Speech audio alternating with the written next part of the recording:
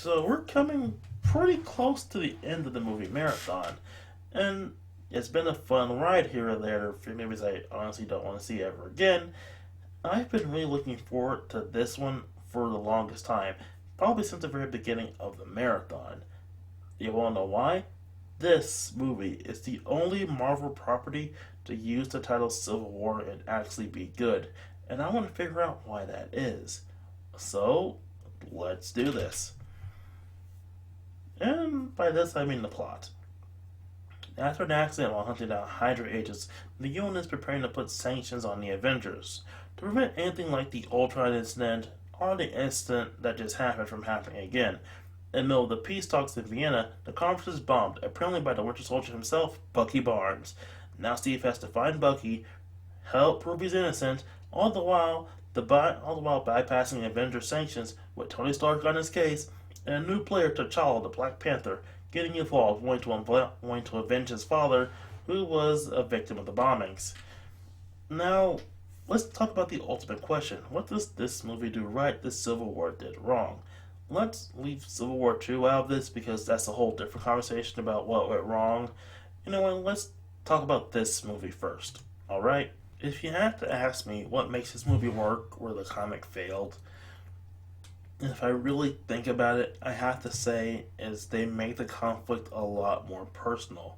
The big question and driving point for the fighting in the comic was the whole idea of freedom versus safety. And that's that's honestly simplifying a lot of the political crap down to its base elements, but that's it for the most part. Here, that concern honestly does come up, but it's again a much more personal conflict. Steve wants to help out his friend and work for the greater good, although Antonio wants to protect the current situation and keep things from getting any worse. You can see and understand both sides of the argument, and unlike in the comic, you understand a lot more by actually, seeing what their characters are responding to instead of having a nebulous piece of paper that we really don't get fully defined. Yes, the Avengers sanctions aren't fully defined. According to my knowledge, they aren't fully defined. But we do understand the personal reasons about why each character is doing what they do. Also, one thing in the superhero comics that annoys me a bit is that superheroes in the comics have been around since around World War II. Basically, in World War II, there were a lot more heroes around than just Cap, and then in the 70s, Ant-Man. And later, basically, these sanctions have happened a lot faster in the comics, but in the MCU, yes, we have superheroes since World War II, but there were a lot less, such as pretty much Captain America being the only superhero in World War II. Hank Pym as Ant-Man was pretty much a gigantic secret, and was just they were pretty much just acting as individual special forces units.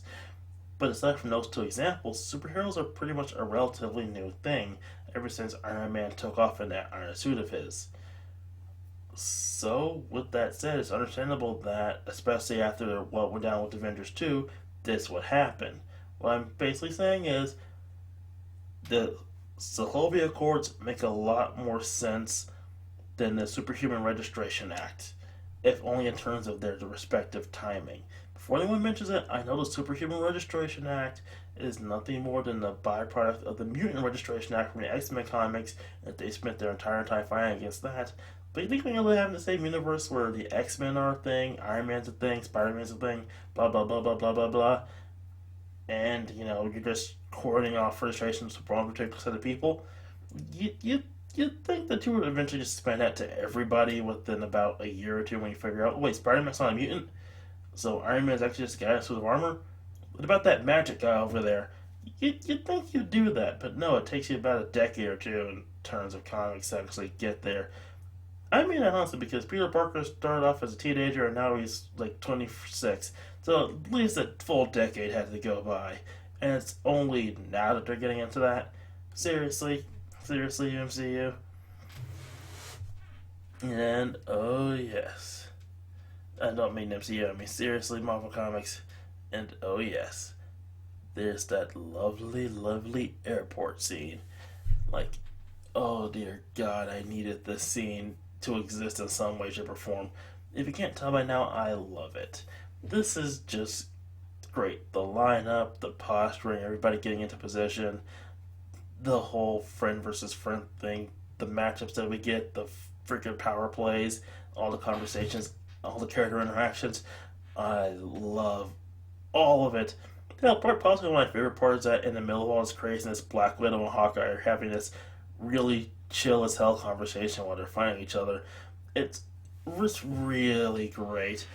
And oh yeah, am I forgetting about a little web slinger who basically shocked the entire internet when his trailer showed up for this movie? Oh yeah, I remember when the first trailer that actually showed off Spider-Man showed up on the internet, and it got everyone buzzing with twice as much excitement as there already was. We knew that we're going to get our heroes fighting against each other this movie, but then all of a sudden Spider-Man shows up, and now he's in a fight. That gets the excitement doubled at least. And while I wanted to talk about the actor who's playing Peter Parker this time around a bit later, I have to say right now, to sum up my opinions on the guy, he is quite possibly the most perfect choice we've ever had for an actor to play Peter Parker in Spider-Man. Especially considering the fact that they like to keep, especially considering the fact that they did something brilliant with this Peter Parker in Spider-Man, they keep the youth. So yeah, Spider-Man in this movie is great. He practically steals the show in every moment he's in, and his moments in the fight are just great. Shows off his skills perfectly. Like again, there's this whole debate about whether Spidey sense is a thing or not. But honestly, considering his reactions here and in his own movie, I kind of think it is a thing. It's just not as pronounced as it is in other incarnations. And oh yeah, Giant Man is in there, and dear God, I love this scene so much. Of course, then there's the ending. Again, this was where the whole everything becomes super personal thing all came to a head when it was revealed that Bucky killed Tony's parents. Again, the whole crux of the plot is this is a very personal conflict. Yes, this does have like world changing events, but it's a very much personal conflict between each of these characters. And of course, it has to end with a big fight between Iron Man and Cap. And that's just kind of what you have to do when you're naming Project Civil War. And I do love the final scene. It's basically saying, hey, no hard feelings if you ever need us. We'll be there for you. I was like, yeah, that works. That works. I like to see that these guys are still somewhat friends, even if they have one, tumultuous argument that doesn't embody harm. And, oh yeah, am I forgetting something? Oh yeah, the villain. I forgot he was there.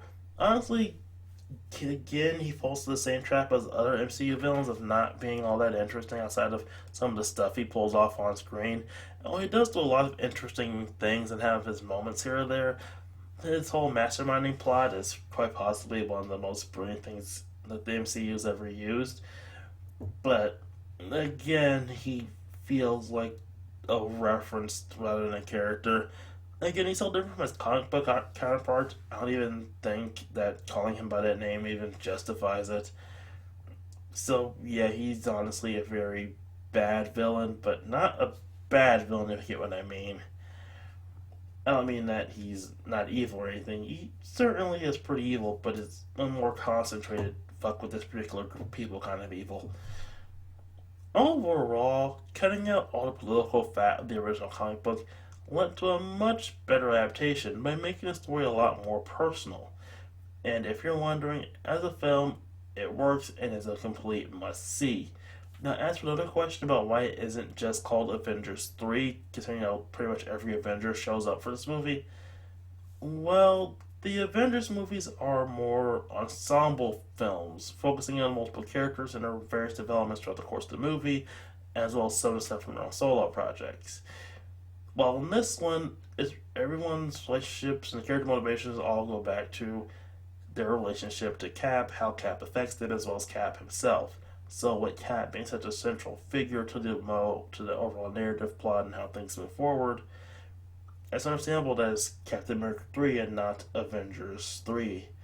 So, yeah, that's why it's called Captain America and not Avengers. Because it's still all about Cap in one way, shape, or another. Then, with that said, yeah, this movie's great. Go see it. Especially that airport scene if you ever get the chance to. See you next time, everybody.